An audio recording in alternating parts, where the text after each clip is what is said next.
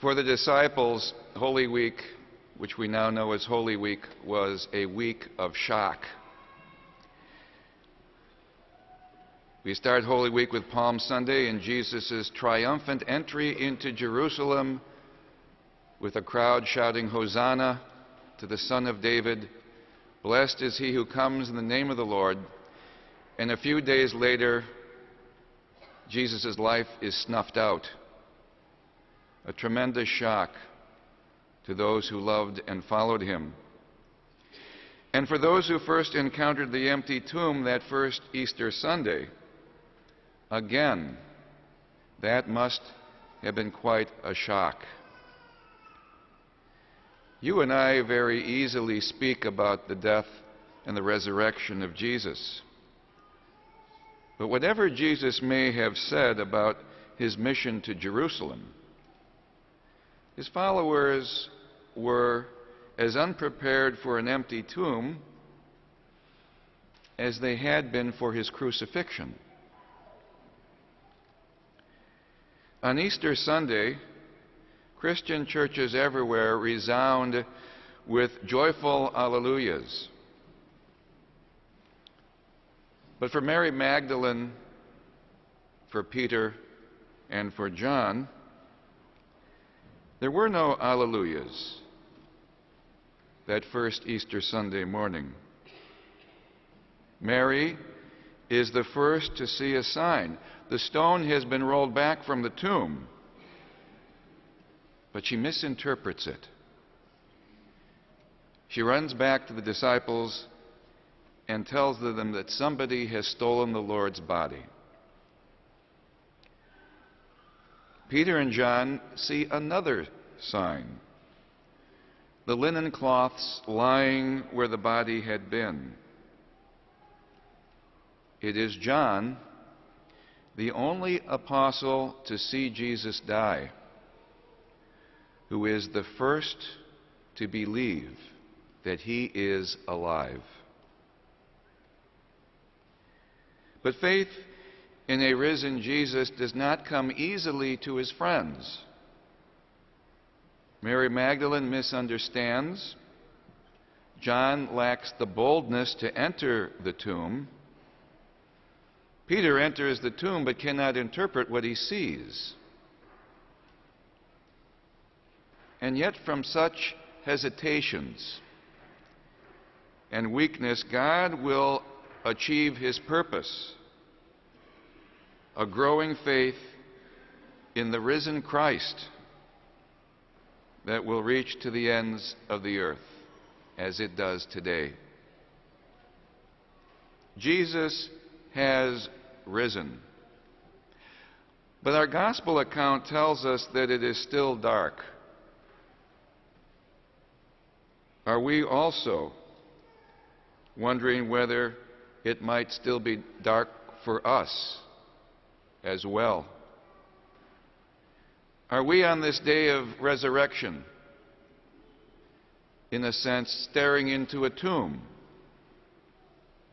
Perhaps difficulties and setbacks, perhaps trouble with those we love. Perhaps at best we can see hints and traces of resurrection. Because in this world, we walk by faith and not by sight. We believe that new life has broken forth from that tomb, even though, like John, we cannot see it yet. But through the gift of faith, the risen Christ enlightens our way and is able to fill us with joy and with hope. Jesus reveals God's love to us so that his joy may be ours and our joy may be complete. And this Easter joy is knowing that you and I are loved by God without any reservation. He created each one of us uniquely out of his own divine wisdom and continues to love us. And nothing can take this love away from us, not sickness or failure or emotional distress, even death. So while we might be anxious about many things, joy can still be present within us because we know that we belong to a God who loves us and that nothing, not even death, can take God away from us. Jesus said elsewhere in the Gospels, "In this world you will have troubles." We know that. But he also says, "Rejoice, for I have overcome the world." And you share in that victory through your baptism and your identification with me. Here then is the message of Easter. God's light is more than all the darkness. God's love is stronger than death itself. Jesus entered the world and confronted the evil one with the fullness of God's goodness and power. He is victorious, and his victory enables us to live in this world guided by a deep sense of hope and trust in all that God has revealed through Christ, his Son. Our task is to continue to develop this ability to live this Easter joy, which does not end today, which does not end after the 50 days of the Easter season, but remains with us who have been given the gift of faith, to believe in the witness of the apostles who saw him, who ate and drank with him after he rose from the dead.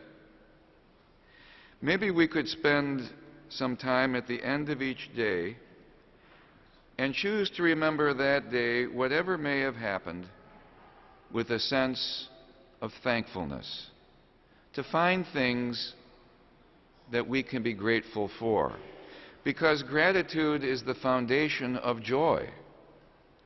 And then as we become more grateful, we will become, without any special effort, a source of joy for others. What a wonderful vocation that is, to bring joy to others who need it so desperately in their lives. My brothers and sisters, Jesus offers us the grace to believe in his resurrection and to live all our days with this Easter gift of joy. May we follow the light of the resurrection and the light of the risen Lord each and every day of our lives.